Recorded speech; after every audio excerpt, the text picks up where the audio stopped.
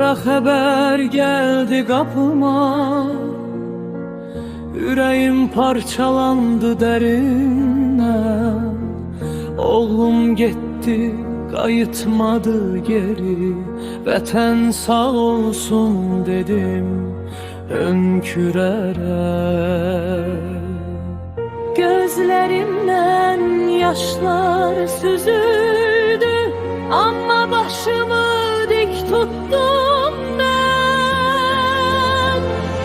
Şehit anasıyam ben, gururla deyirəm herkese oğlum bir qəhrəmandır cənnətdə yaşayır o.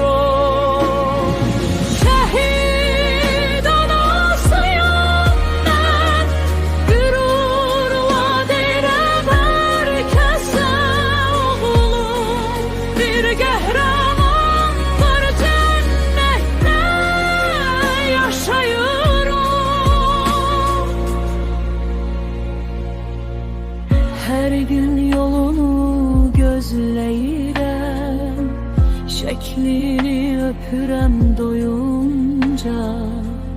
Yuxularım da gelir yanıma, saçlarımı okşayır yeniden. Vətən üçün canını verdi, adını tarixə yazdırdı. Mən də anam fəxr edirəm, səninlə qəhrəman balam. Şəhid anasıyam mən, gürurla deyirəm hər kəsə oğlum bir qəhrəmandır cənnətdə yaşayır o. Şəhid